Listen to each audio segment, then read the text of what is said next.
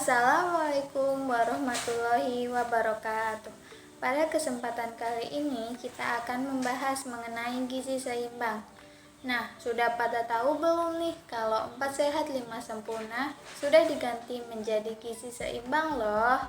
Yuk kita bahas bagaimana sih sejarah terbentuknya gizi seimbang itu. Prinsip 4 sehat 5 sempurna diperkenalkan oleh Bapak Gizi Indonesia, yaitu Profesor Purwosudarmo, yang terinspirasi dari Basic for America yang diperkenalkan pada tahun 1940-an. Prinsip 4 sehat 5 sempurna ini adalah susunan menu makanan yang ada makanan pokok, lauk pauk, sayuran, dan buah-buahan, serta ditambahkan susu sebagai penyempurna menu tersebut. Nah, 4 sehat 5 sempurna ini mulai disebarluaskan melalui pendidikan dan penyuluhan gizi pada tahun 1952, dan prinsip ini sudah berhasil menanamkan pemahaman tentang pentingnya gizi, sehingga dapat merubah perilaku konsumsi masyarakat. Namun, 4 sehat 5 sempurna tersebut sudah tidak digunakan dan diganti dengan gizi seimbang. Hal ini dikarenakan prinsip tersebut sudah tidak sesuai dengan perkembangan ilmu dan permasalahan gizi yang ada pada saat ini. Prinsip gizi seimbang sendiri adalah hasil dari kesepakatan Konferensi Pangan Sedunia yang diadakan di Roma pada tahun 1992. Prinsip gizi seimbang ini diharapkan dapat mengatasi masalah-masalah gizi yang ada. Lalu, apa sih gizi seimbang itu? Gizi seimbang adalah susunan makanan sehari-hari yang mengandung zat gizi dalam jenis dan jumlah yang sesuai dengan kebutuhan tubuh, dengan memperhatikan prinsip keanekaragaman pangan, aktivitas fisik, perilaku hidup bersih, dan memantau berat badan secara teratur dalam rangka mempertahankan berat badan normal untuk mencegah timbulnya masalah gizi. Prinsip gizi seimbang adalah rangkaian upaya untuk menyeimbangkan antara zat gizi yang masuk melalui makanan dan zat gizi yang keluar. Prinsip gizi seimbang terdiri dari 4 pilar, yaitu yang pertama, mengonsumsi jenis makanan yang beragam.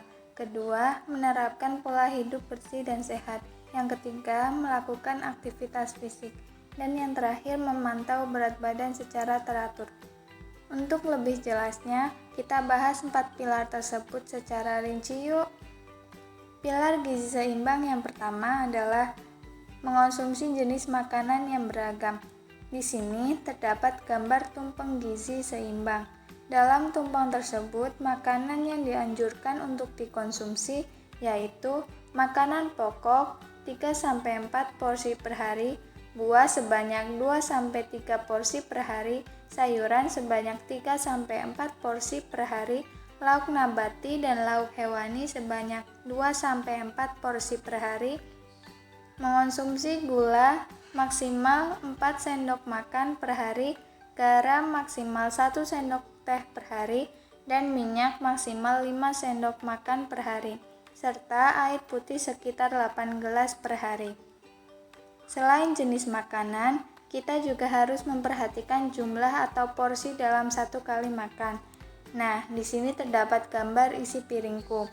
Isi piringku ini merupakan panduan makan utama untuk mencapai gizi seimbang. Dalam satu piring terdapat 2/6 bagian makanan pokok, 2/6 bagian sayur, 1/6 bagian buah, dan 1/6 bagian lauk pauk. Pilar gizi seimbang yang kedua adalah menerapkan pola hidup bersih dan sehat, atau disingkat dengan PHBS.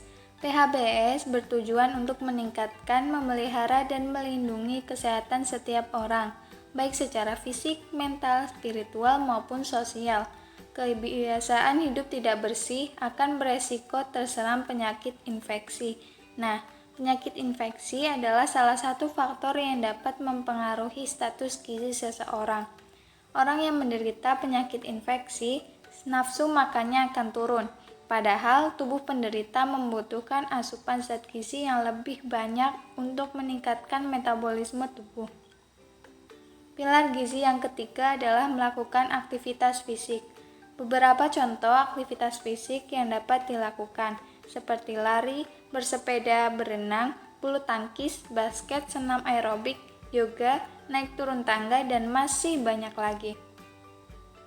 Pilar gizi seimbang yang keempat adalah memantau berat badan secara teratur untuk mendapatkan berat badan normal. Pemantauan ini adalah bagian dari pola hidup dengan gizi seimbang, sehingga dapat mencegah penyimpangan berat badan dari normal.